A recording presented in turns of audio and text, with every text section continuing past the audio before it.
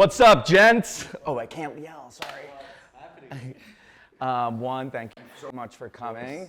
So I'm gonna let you guys introduce yourself in a second. I'll kind of prime the folks though. But actually, just go ahead and introduce yourselves, all right? Well, happy Monday. I'm Sherif. I'm the founder of HQueue. We're an event production company. We've been doing this for a couple of years. I'm pretty sure you came to a few events. Oh, yeah. Don't like to talk too much about me, so you can feel free to ask me any questions. Yeah. You don't like to talk, I'll ask you questions, don't worry. Haas, why don't you let the people know who you are? So I'm Haas. I'm the little brother, as you guys may know or may not know. We're brothers, we're happy and we're singing and we're colored. Give me a high five. I thought cousins, so check that question off the list. We don't need to ask that one. Actually, I don't know him. We just met. We just randomly met down the street. This is actually all fake, you know, like I just want to hang out with you guys. They're not real. None of You this guys is have real. tequila? We can have a drink. I might actually.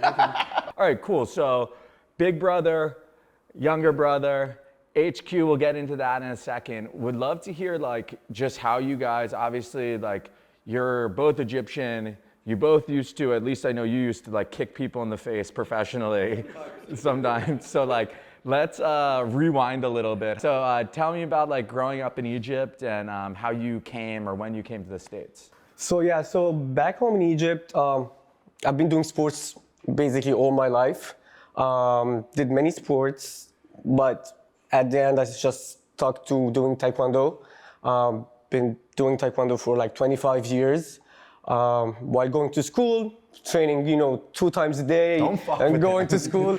And then I started progressing in Taekwondo, then I've been selected to be in the national team. Of course, being part of the national team, you present your country, so it became more of like a full-time job while in school. Till I, of course, graduated school, it was my full-time back home before coming to the US. We was training 2-3 times a day, traveling all around the world, for competitions. I was ranked number 1 in the world for 9 consecutive months, and 18 months number 2 in the world. Been representing the country in many competition and tournaments. And then the time came where the Arab Spring came in Egypt. There was a lot of revolution time, like back in 2012. Basically, the country shut down. You were not able to do anything, not even leaving the country. So an opportunity came. I came to the US Open 2012 in February, and I competed and I won a silver medal. If you ain't first, you're last. And Guys, silver medal, come on, crew, clap that up. And the opportunity came that I was offered to move to the US and train here. Still, I would be representing the Egypt, but I'll be based in New York, training here, so I'll be able to travel, because at that time, really, the situation in Egypt was not, convenient. So question for you. You got the silver medal. Who got gold? US. Really? Fuckers. Okay. All right, so number 2 in the world, you're in the States, it's 2012, and you have an opportunity to stay here, and you jump on that, I assume. Yes, so we spoke, went back home in Egypt. You too? It was only me at that time. Then I had to discuss it, it's a big move to leave, your country and move to another country. I had to discuss to see the opportunity itself. My main concern was my paperwork has to be done, because my ranking depends on traveling for competitions and winning medals, and then your ranking points starts going up. So we spoke this, and then August 2012, I moved to New York, and we started the paperwork process.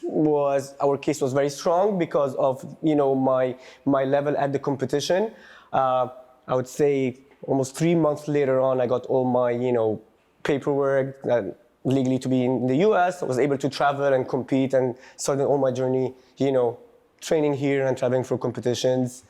And Got and 10 years later, we're here. You're here, okay. So Haas, when did you come to the States? So I arrived 2019, August 2019.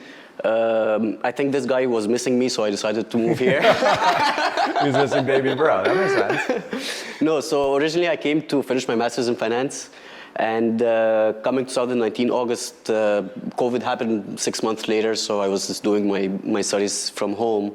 And then I decided to take a shift, like I'm studying from home and staying home, so I decided to learn something new. So I started DJing. And it's a funny story how I started. So it was his birthday, and I decided to get to him like a DJ set. It was like a surprise. So you decided to gift yourself on his birthday? I like that. Technically. Yeah. So I got him the gift. He loved it, but he told me like once I started this, I'm just gonna get so hooked up on it, and like it's gonna be dangerous for him.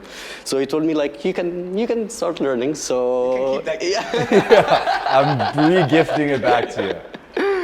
So I just learned, and like by practice and starting having gigs, and that's how it started. Got That's it. how all the HQueue started.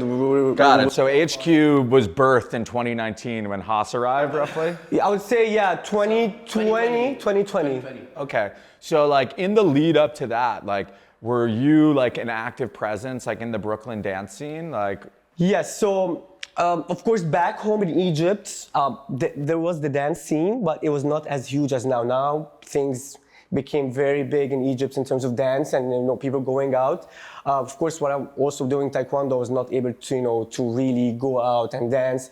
this guy has unheard of stamina, by the way. I've never seen anyone quite get after it like him. It's impressive. We'll get to that in a couple of minutes, but So back home only after competitions you get those 3-4 days or 1 week off. I was able to go and dance, in Egypt. But of course, after I moved here, the scene grew up very big in Egypt. Here, of course, as well, I was part of the scene. Have quite, a lot of friends here in New York who all come from, different backgrounds, different cultures. But dance music connected all of us, especially in New York. Everyone comes from different parts of the world. That's the beauty of New York. It's very diverse. But at the end of the day, no matter how big it is, it's a very small world. Everyone shares the same, passion, whether it's dance, music, or other stuff as well.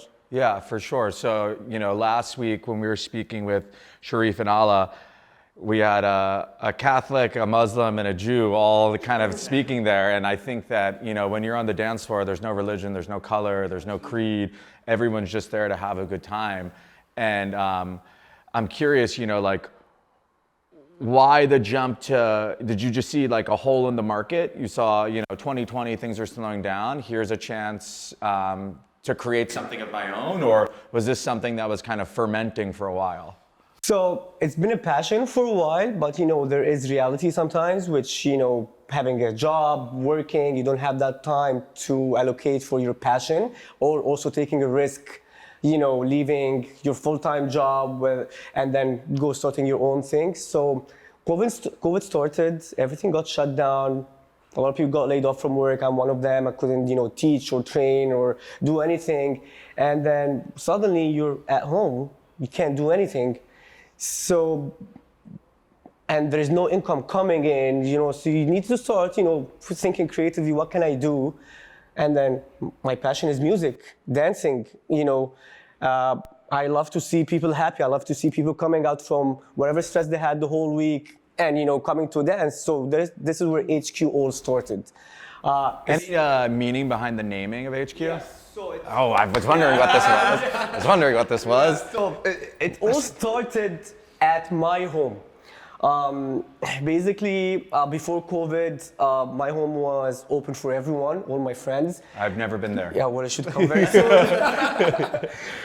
It's like the pre-game spot or the after spot. So we all come, come to my place, start, having a few drinks before going to any parties, and then we all go dance, and then we want to keep the party going, we'll go back to my place. And this has been going on and on and on, you know, before COVID. How much do your neighbors hate you? They all moved. They've all moved. They all moved. Yeah, that's amazing. Where's the spot? Brooklyn or? No, it's in Midtown. Midtown? Okay. Yeah, so it's harder, you know. It's, where in Midtown? by Hudson Yards. Okay, Yeah. Got it. So my friends started calling my home HQ, as in headquarters. Yeah. It's where they all come, the door is always open, they can show up at any time. So when I started... Note to everyone, you can go to his house at any time. Anytime. So when I wanted to start my own, you know, brands, I couldn't find a name. I was like, it took me a while, and I started asking my friends. Then they told me, why don't you just call it HQ? I'm like, you know what? Yes, I'm gonna just call it HQ. And that's how it is. It's a good name. Yeah. It's a good name. Okay, so you start throwing the HQ events in 2020. You've been on the decks now for like a year. You know, there's an interesting kind of flow in music where it's like, I'm sure you have aspirations of playing bigger stages, bigger venues. You have aspirations of throwing bigger parties. How do you guys kind of work out the give and take between, you know, like what's important for the brand versus what's important for baby bro? Or those two things kind of in lockstep, you know, like how much of it is, because I think when I speak to people, I think there's folks who view the really opportunity to elevate yourself as production. And then I think that there's folks that are like, no, if you throw a big enough party, then like you put your name on the flyer with XYZ person, you kind of build your brand that way. How do you guys think about that strategically, or is it all just done like organically? And does one of those priorities come before the other? It's a great question because, you know, this industry is very competitive, especially in New York. New York, you know, there is so much volume. So much volume, so many parties, so many collectives, so many big venues. And, you know, to start something off, it takes, you know, takes time to ramp up. Yeah. You know, Reputation, build up the name. It's tough, especially here in New York. I believe, you know, everything, as long as you have this perseverance and belief, and you keep building up, and you have your support from your family and friends, I believe you can achieve anything. Yeah. Persistence beats resistance. 100%.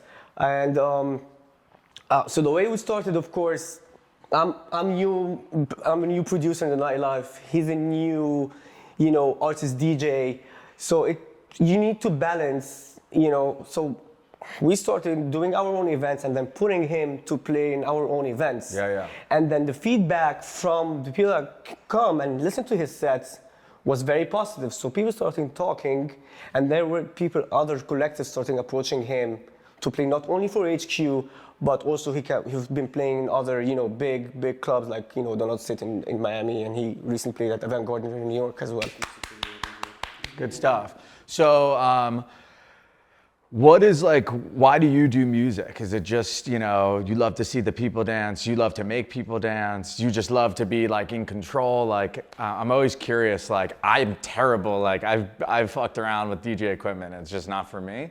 So I'm curious, you know, like what makes you tick, man? Like I had so much love for music from like early age. Like I've been listening to different kind of music, not just electronic music. And like around the age of like 15, I started like introduced to electronic music, and I fell in love instantly. And when I first started DJing, of course, like when you're on stage, you're anxious and like you don't want to mess up. You want to make people happy, and by achieving this, making people happy and dancing, it just brighten up my day and maybe my week, seeing people happy and dancing and having positive feedbacks after my sets, like we would love to see you again, like when you're playing this, it's a huge feeling, like I'm always grateful for this. So that's what keeps me going. I do it out of love. That's amazing. So is like production something that's on your radar, or is it curation? I'm just going with the flow. If I get the opportunity to start producing, I'll go with it. But for now, I'm happy with what I'm doing. Got it. Okay, very cool. So we're in 2020. We've created HQ. We got the name from the friend, whoever that is. They should cut you a check. It's a good name. And what's like the progress like to go from, because I'm in the HQ WhatsApp group. You have like 500 plus ravenous people in that group, you know, tickets for sale, this event, that event. Oysters, clams, and cockles! Oysters, clams, and cockles! So like creating a grassroots community of that size is like a really impressive feat. And you guys have like a dedicated fan base. So what's the process like to go from, you know, 15 friends at your apartment to 550 people in a community, you know, supporting you? Right. Because you think about it as a community, not just as a job or just revenue income coming in. You want to build that community. And when you start building that community and be part of that community, they will trust you. And they will support you. When they see something different and something coming out of, as I mentioned before, passion and love and a lot of hard work in it, especially the small details, they appreciate this. You know, people now, you know, there's those big scale events like the big venues in New York, but also people started to shift slowly. They don't want to be part of a big production. They want to feel part of a community. It's more of, we don't call it events, we call it gatherings. It's a monthly gathering. So it's a gathering of friends and family every month. So I try to get everyone involved, not of course everyone, but by asking people, who do you want to book? Which venues do you like? So they feel they're part of that, of this gathering. So that's why this community started to grow from 15 close friends. As you see, this only in HQ WhatsApp group is almost 600 now. Yesterday's price is not today's price. Because everyone feels connected. You feel like you're meeting your friends that you haven't seen. You meet them at HQ, you know, every month. You feel comfortable, you feel safe. Somebody who needs you everywhere you look. And that's what's all about. Very cool. So what are you, from like a production standpoint, I have a follow-up question in the same vein for you, Haas, but what's your dream for the brand and the business? Right. I'm more inspired by the Europe music scene. It's bigger than the US. I feel like the electronic scene in Europe was way before when I started in New York.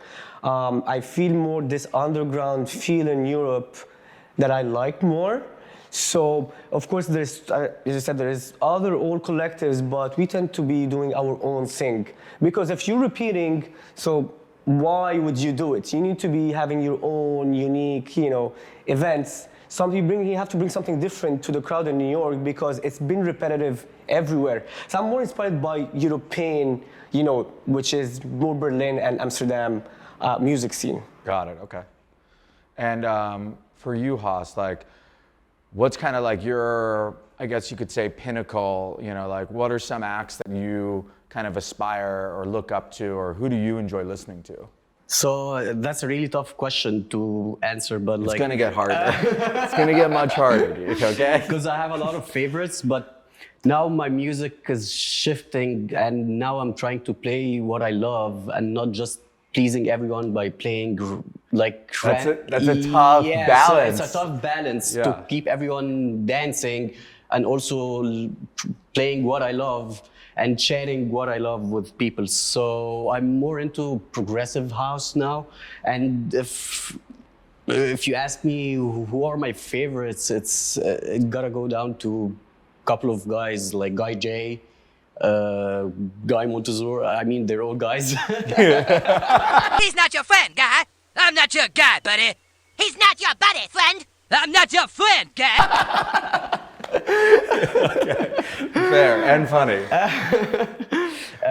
Armin Moran as well. I'm inspired. He does. Yeah, I'm inspired by his music for the longest time. He created his own genre of music, and it's just amazing what he did.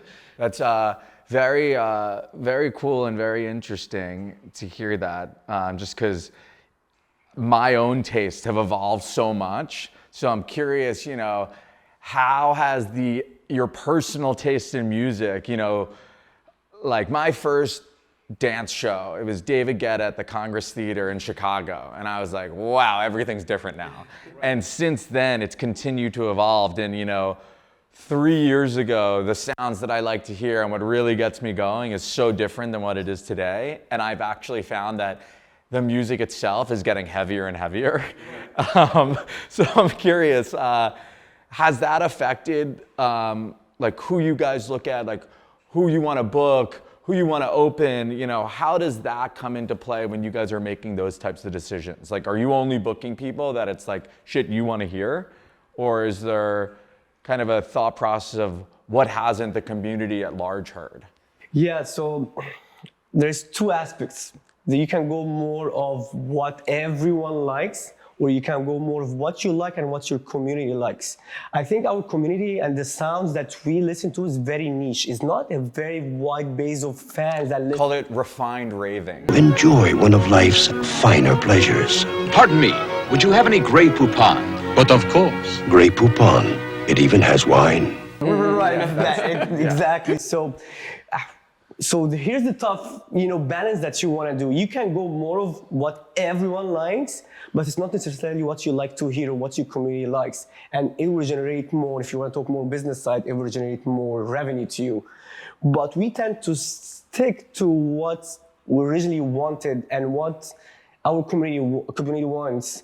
And that one makes it more difficult for us. But I personally, because I'm coming from martial arts, background, I like those challenges. Yeah. It's very challenging now, but as long as you believe in it and as long as you educate everyone and you stick to your niche of refined crowd, we keep going that way. Yeah. And I think that there's something really cool about exposing people to sounds and artists that they've never heard before. When people have that, like, who the fuck is that? Like, what is that? I need to Shazam this. Like, having that moment occur at your events or when you're playing must be really cool. And that's actually sometimes what we try to do. We try to bring new artists that people didn't hear about, and they're so good and they might be underrated. And we try to show New York, like, there is a lot of talents, like, you guys might not even know, and they're so good. And we've done this with a few people, like, we bring, like, Zigan Aldi. A lot of people didn't know him, and he's, like, people ask us, like, when are you guys gonna book him again? So the formula comes, you want to introduce new talent that's very talented, but they're not well known for a lot of crowd. So we try to bring those talents in our events, but of course, it comes to when you start, doing an event. Cut. I think there was a sound. Can't do it. We'll do it live. Okay. We'll do it live. Fuck it. He said cut. I don't know, but I like that's making the final cut. By the way, I love that he cut for us. For the sound, yeah. Hey, good job. You're hired. You're hired. He's hired. Yeah. So it's a balancing act. I totally get that. And I'm sure part of it is like, in the process of discovering new talent, that helps you guys from like a balance sheet perspective, like bigger names take, kind of a bigger price tag. Gonna shift gears quickly. I want to do a little word association, okay? So first thing that comes to your mind, you gotta just say it, okay? Okay. Okay. Egypt. Pyramids. Kermit, okay. I love that. Okay, very honest. Raving. Dancing. Soul selectors. Sabo. Sabo. Yeah. Output. Rooftop Sundays. Rooftop Sundays. Haas. Brother.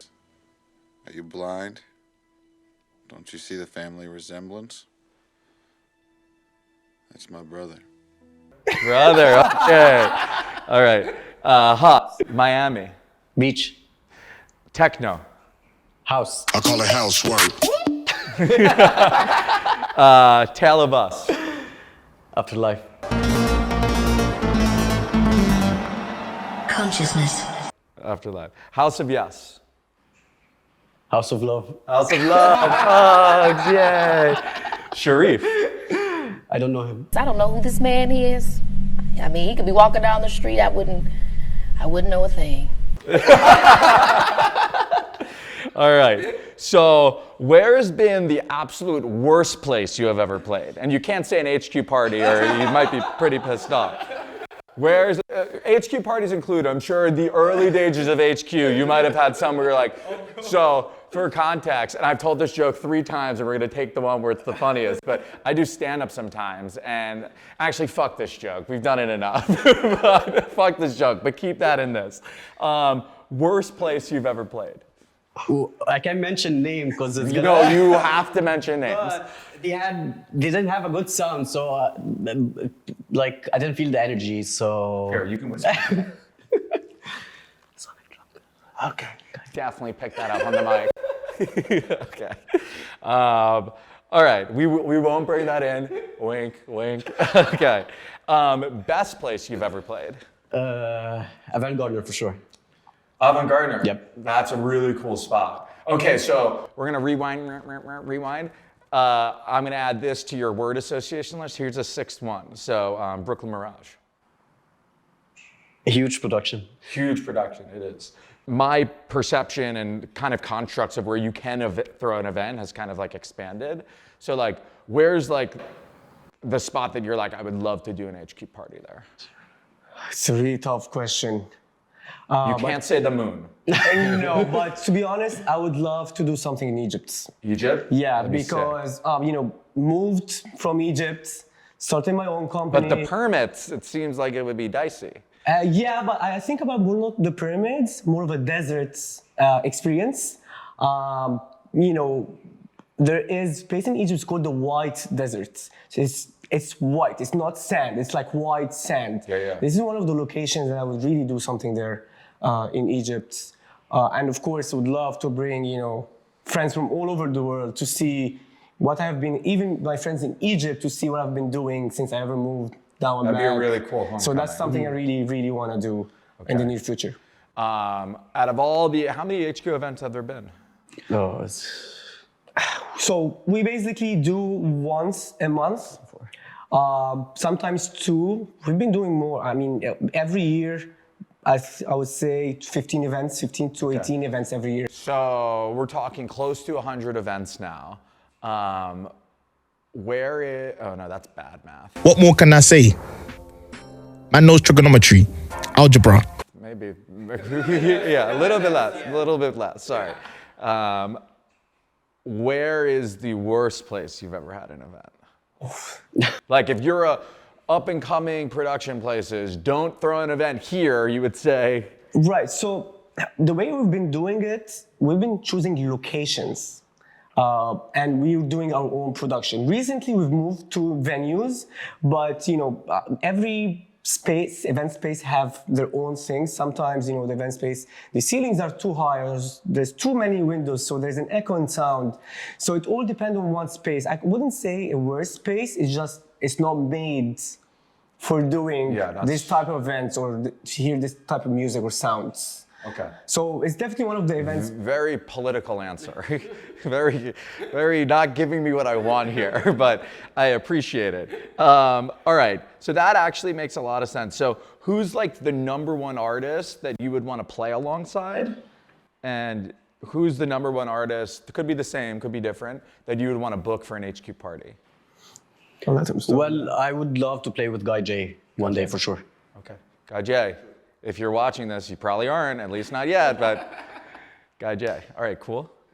I mean, there's so many talent out there. I would love to bring different B2Bs, not just getting one headliner or one artist to just play, but different B2Bs to be played in New York. One of my really favorite sets that I've heard in Burning Man last year was Hernan Cattaneo back-to-back to Patrice Baumel.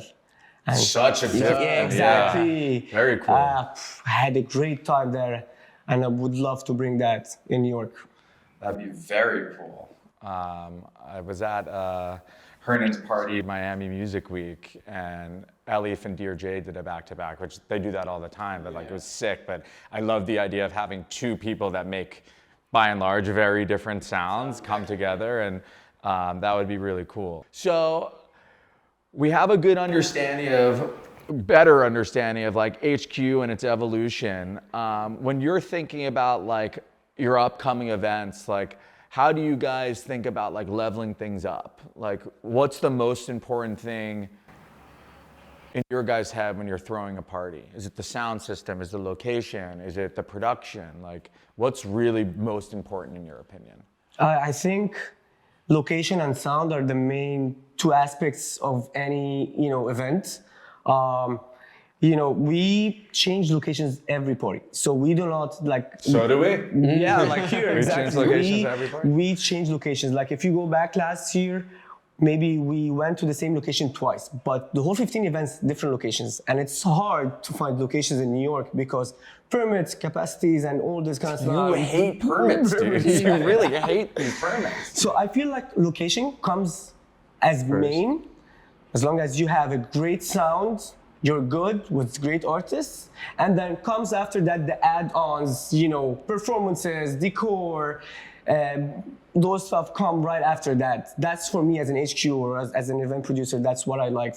If you have a great sound, you have a great party. Got it. So as an artist, location, sound, something else, like. So something we take care of, and this is what I do with HQ hospitality. Like you need to take care of the DJ before the gig and during the gig and after, because if you take care of him. So you're basically saying pamper me, treat me like a prince. Exactly, it makes a huge difference when you put him in a good mood, in like see whatever he needs. He gets in a good mood and he wants to perform in a good way. So it makes a huge difference. What are you guys looking forward to this summer in terms of like either music programming that you're doing or just events that you plan on attending? Will you be at Burning Man?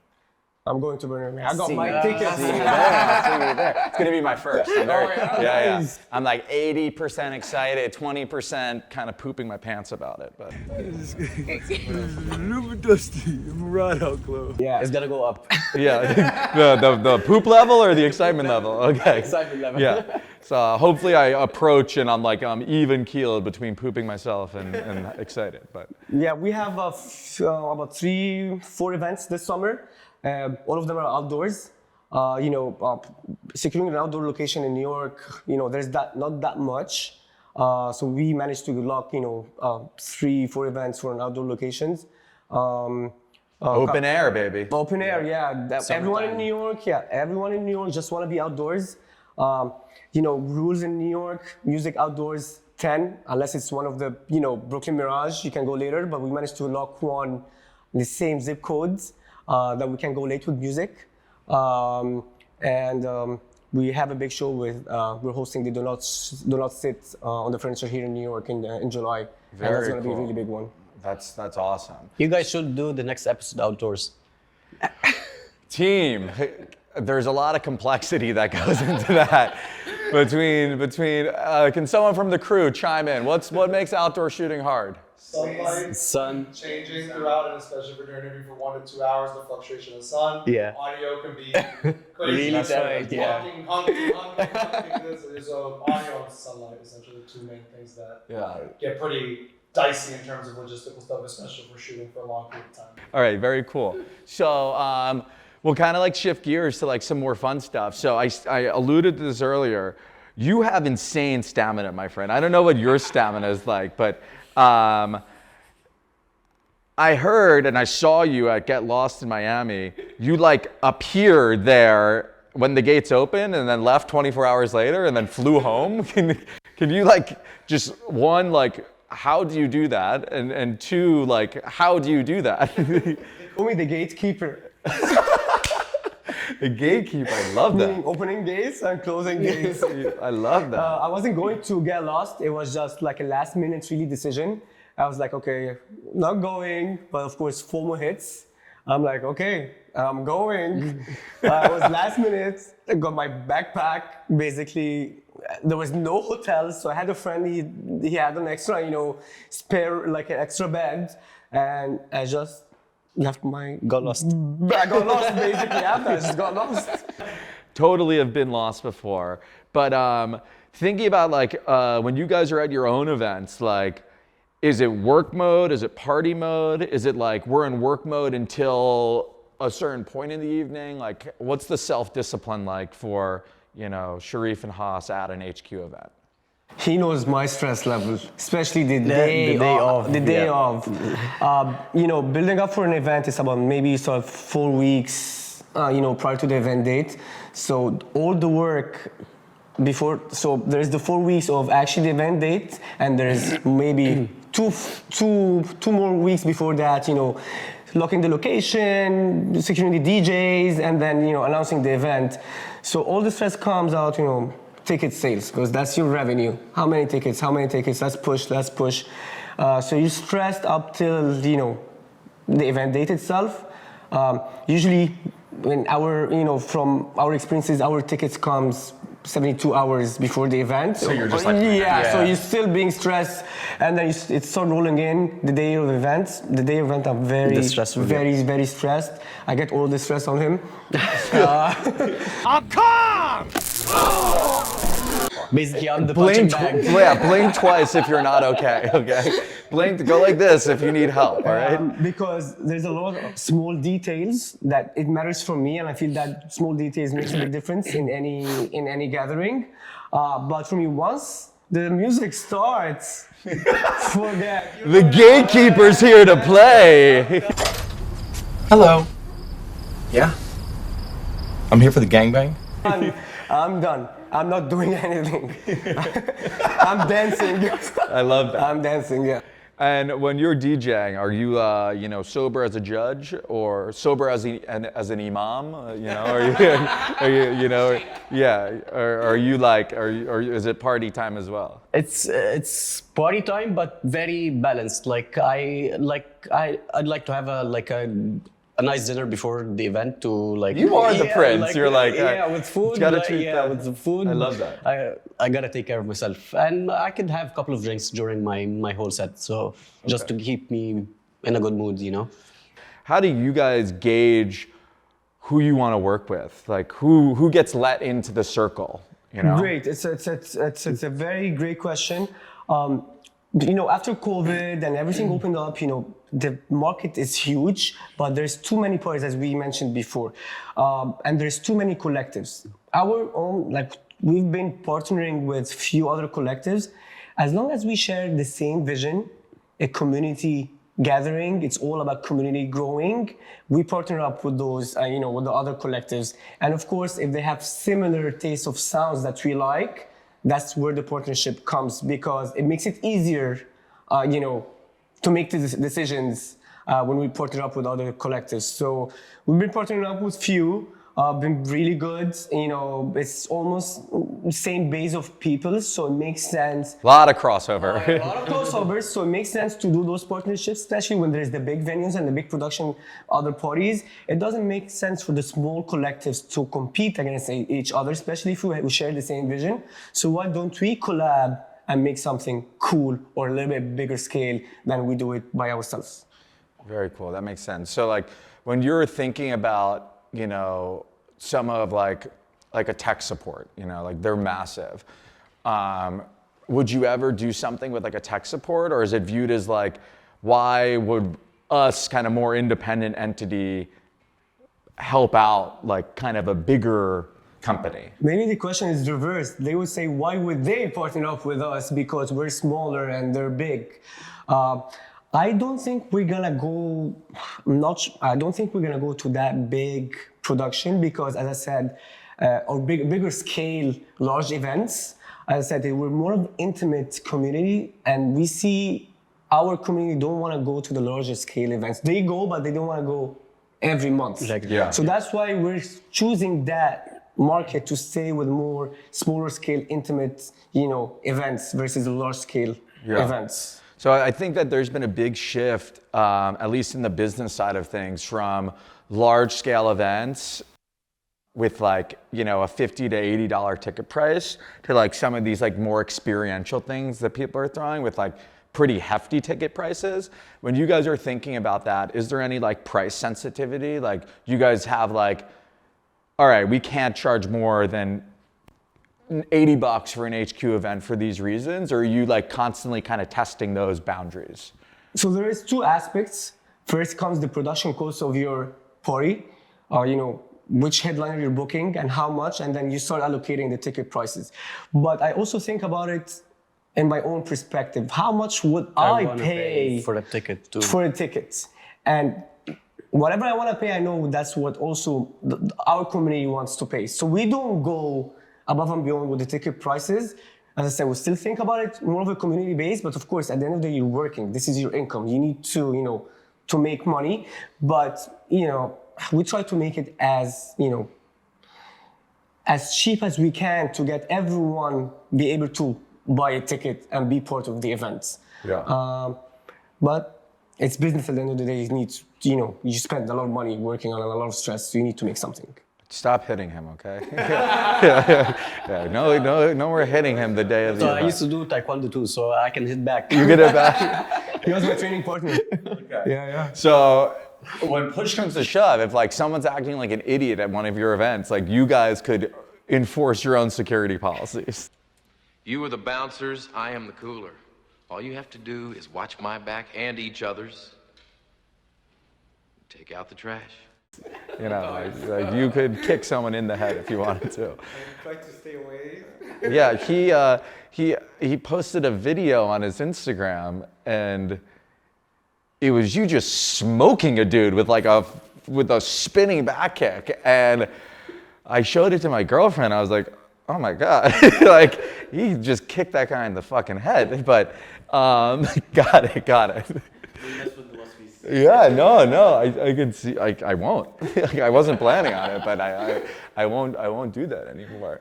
Okay, so if we kind of like rewind a little bit, what is like, if you're giving a piece of advice when you started, throwing these series of events, like how are you guys forming those initial relationships with some of like the artists that you're booking?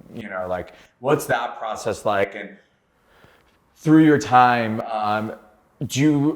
in forming those relationships, are you able to like work out like friends and family pricing with artists? Like, are there people that, you booked in 2020 that have a bigger audience now? And it's like, you're kind of helping each other out. Like how much of it is negotiable? I'm curious. This is yeah. So in the beginning, it was really hard to, book talent or headliners because we're a small collective. We just started.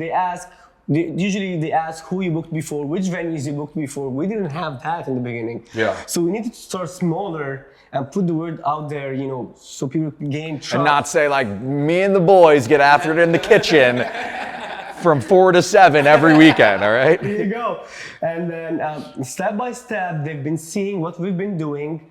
A lot of artists like to play for our events. We have few artists that they actually come back every year and only play for the HQ in New York, which is a great thing because they feel more of a family just a business. More than just a business. They even sometimes come to the gig or the event early to be with the crowd and the people because they have the relationship already. Yeah. A lot of artists that we booked who were still up and coming and now they're exploding everywhere. They're big talents.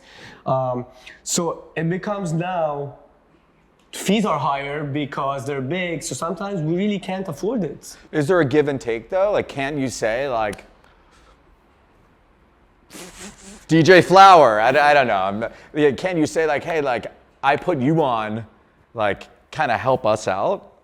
Sometimes, yes. Sometimes there is the friends and family, depending on how is the relationship. But also the artist doesn't make the decision at the end of the day. There is an agency behind them, and that's where they, that's where the negotiations goes through them. Yeah. But as long, if you establish that very strong connection with the artist, sometimes you get that friends and family. And sometimes, when it comes to business, it's business.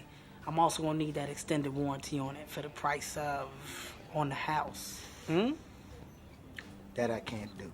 You don't want to have that favors to keep the relationship still strong. Yeah.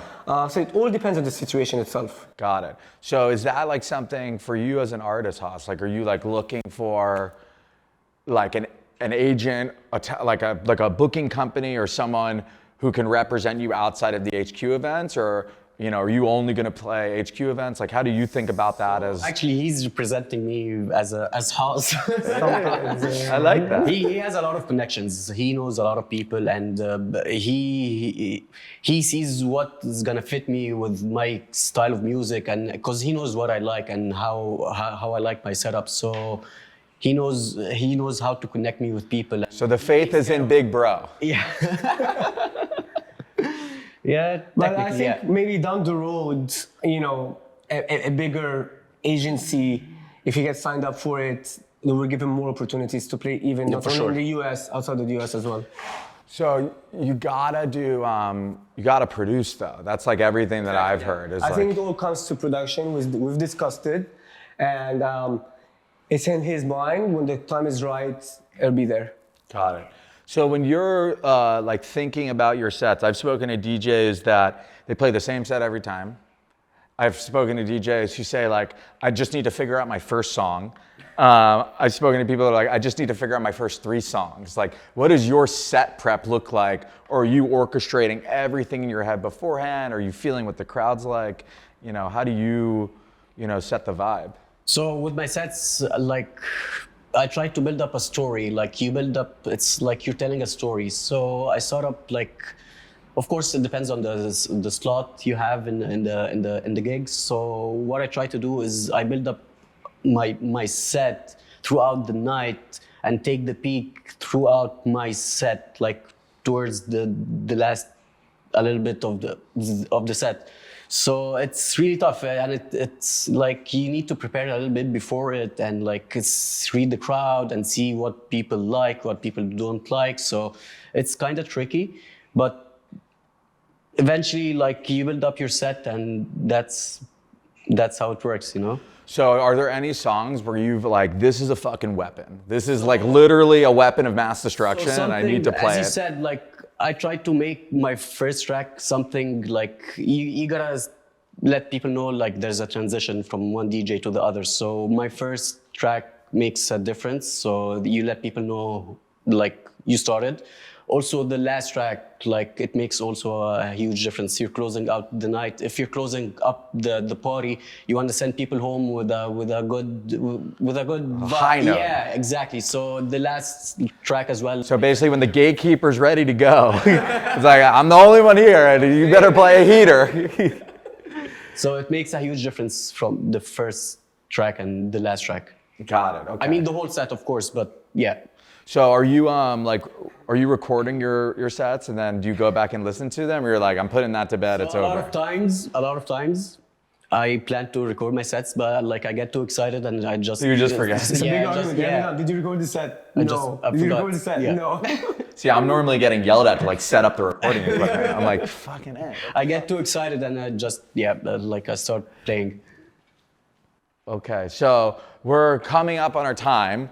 I want to change gears briefly. I'll answer one of your questions. Why didn't you bring us food? And I'll tell you right now, I tried, okay? I thought Atlantic Ave would be in the delivery zone. I was gonna bring some delicious food from Bedouin Tent, which is one of our sponsors for today's show.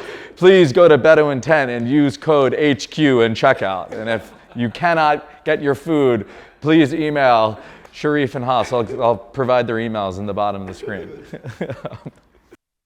The floor is yours, gents. Okay, why didn't you get us drinks?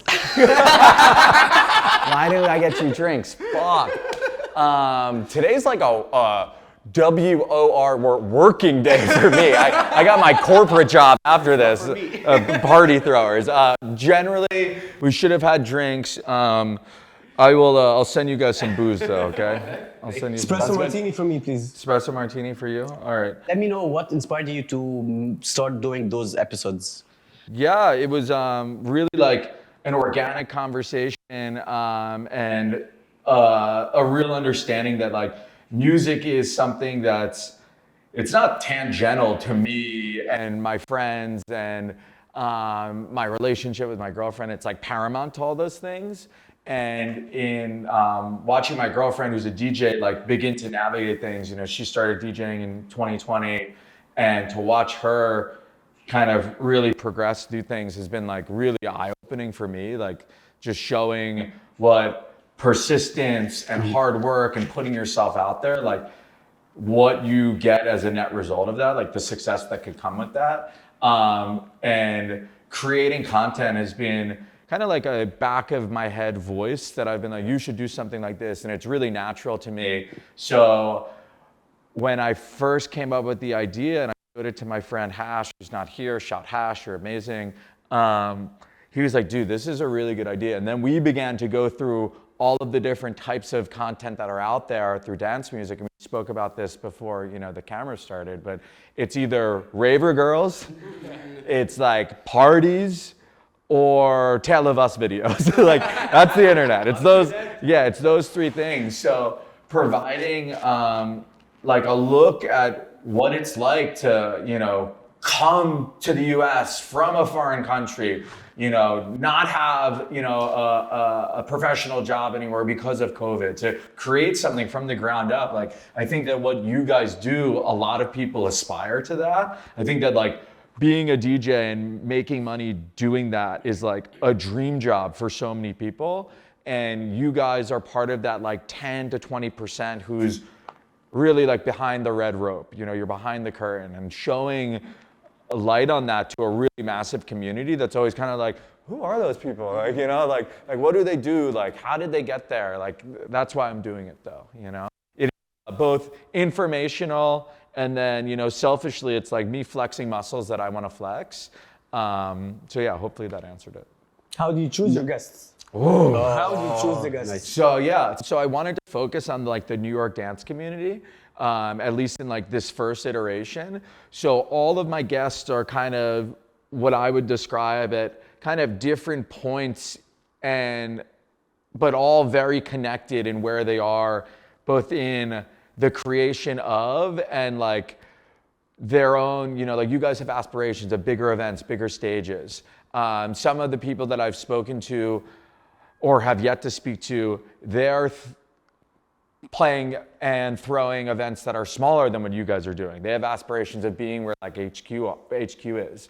And then, we have people that are gonna be just the production end of things. So like, and we have people that, I plan on speaking with Helena, who's an executive at Sony, runs their dance music division. So like having that kind of like, not even leveling up, but just showing where different people are in their journey through music and getting a sense of how all those pieces are interconnected, like, so how a New York-based DJ works with an HQ, or how an HQ works with another production company, who works with like an event growing group like a Forest Dark. Like really just like, New York is a very special place, I think, in the life cycle of dance music. There's so much volume, which we've alluded to. There's so many different groups putting on production.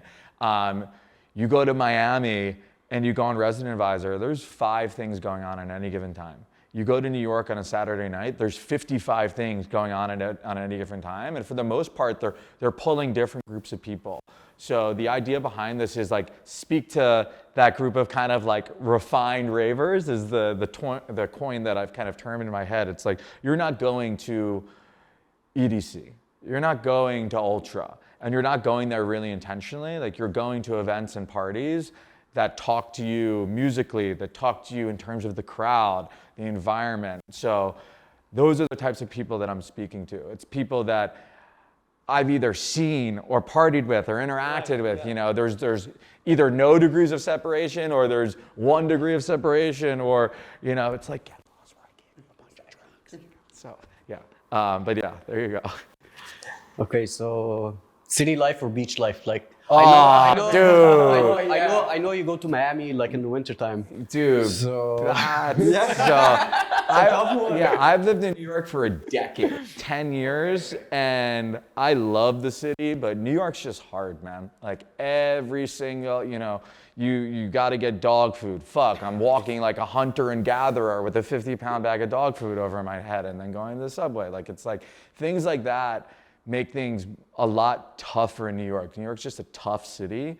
So, fuck, man. Like, I love you, New York, but I love the beach. So, like, It's all dependent, you know, like, I think that you guys have been here long enough where it's like, New York is amazing for a certain time frame of the year, and then it gets cold and you're like, what? It's tough, you know? So it's always in everyone's mind, okay, New York, but sometimes you want to really leave and it's interesting, all the people, so take Miami as example, all the Miami squad, you guys know most of them, it's like, they're all New Yorkers. They're all New Yorkers. It's not like I'm going to Miami, I'm like, yo, my new buddy Jimmy, John, and Joe, all of them are from Dade County. I'm like, you're all from New York. Like, you're all New Yorkers. So yeah, I think like when COVID started, a lot of friends just left New York and went either to Miami or Mexico City.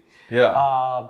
You know, we all love New York. Mexico City's funny though, because everyone that I know that lives in Mexico City, they stay in like the same 10-block radius of safety. It's like, are you really there? But so question for you, city or beach?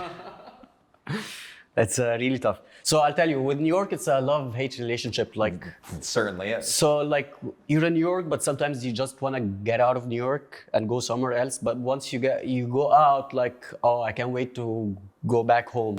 Just when I thought I was out, they pulled me back in. Yeah, you know, it's that itch. That's 100% true. Yeah, so, but growing up, I grew up like in our hometown. Our hometown was like Alexandria. So is the lighthouse still there? Is the library still there? Okay. Smart. When are you coming? To Egypt? Actually, my parents, they're like dead set. They're like, we're going to Egypt. I'm like, okay. Like, it's high on my list. So like Egypt. Are you guys going to Lebanon this summer? I have the Do Not Sit on the furniture event same weekend, so I cannot. I can't. Yeah. So, it's high on my list, Egypt, for like the history and everything. I love. There's a whole slew of museums in the world that are like, do not touch this sculpture. I'm touching that sculpture. There's something about just touching something that's ancient that I can't not do. So I would just be like, Giza, this, that, just touching all the shit. For Egypt, you need at least 2 weeks. It's huge. I heard 2 weeks and an Arabic-speaking guide. Or maybe him. Maybe him. I don't speak Arabic. Yalla Habibi, I speak Arabic. So, do you guys, how regularly do you go back to Egypt? I'm curious. I don't go back often. Are you in like a weird state's purgatory right now, where like I know you can't leave the U.S. if I remember correctly, so you just leave him here when you go travel overseas? Where is his protector? Where is his big brother? I need to take care of the cat, so someone needs to say. That's true. What's your cat's name? Sonia. Sonia. She's a Russian cat. Yes. Yeah, I love that. So actually, when I moved here and I got my green card, 3 or 4 years ago, I became an American citizen. Did you used to work at Michael Page? Solomon Page. Solomon Page, yeah. My family, I brought my family here, so my dad and mom are actually here in the US. Okay. So I was able only to get them, but you know, the laws and immigration, I can only sponsor them to come, but I couldn't get him. So the only way for him to come here was to study. So now the whole family is here. So all 4 of us are here. So that's why we don't go back that often. That's why we go to Pennsylvania, and Pennsylvania? Where in Pennsylvania? Yeah. I'm from Pennsylvania. Kings of Prussia. King of Prussia? Come on. Yeah. Second biggest mall in America, by the way. Second biggest mall in America. I'm learning a lot too. Like the economics of all of this is I still don't quite get it yet. Like when I hear about some of the fees that some of these artists get paid, I'm like, how does anyone make money but you? It's kind of mind-blowing, but that's a whole different episode. Yeah, it's becoming really, really tough now with, inflation coming in, and then, very high fees, for artists. Well, I heard fees increased like 100% during COVID. Yeah, the fees became really, really tough to negotiate. And then we try to explain we're not that large scale, 4,000, 2,000 people event. We're smaller than this. So, but I think at the end of the day, it's not the artist, it's the agency Yeah. behind them, because that's how they make the money. So it's becoming challenging. Well, there's like, if you're like, you know, you're signed to a CAA, let's say, like that's a machine is behind it. Like, Yes, it's like a lot of artists we booked before, and then next year we're trying to rebook them to come back again. It's like quadruple the fee that we had, you know, last year. So you want to do it, or you want to actually just like lose money or event just to bring a certain talent, you know? So that's the challenge that I think most of us are facing now. obviously you guys are both at this full time. Is there like a give and take between making money for every event? Obviously that's the goal, but like, are there some events, because you're bringing certain talent, where you're like, we're gonna break even on this and that's okay because it's good for the brand? Or is that just like too much of a sunken cost in terms of your time? You have to think in both ways. You know, you're spending a lot of time, you know, doing that, especially if it's your full-time job. But sometimes you need to do something for the community, so you can think about maybe, okay, let's do this event to show what we can bring different, different events with more performances, more acts, and then, break even for it, that's fine.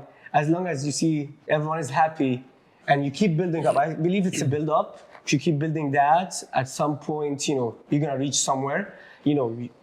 I've seen a lot of producers, it took them, 10 years to be where they were. Sure, and we're very young, so you're gonna just keep going, keep working hard. Money is very important, but sometimes you can do one event, just more of a community for the people. Okay. Haas, do you want to fire Sherif and I'll manage you? I think sometime soon. I'm just joking. Guys, thank you so much for coming. Thank you for having us.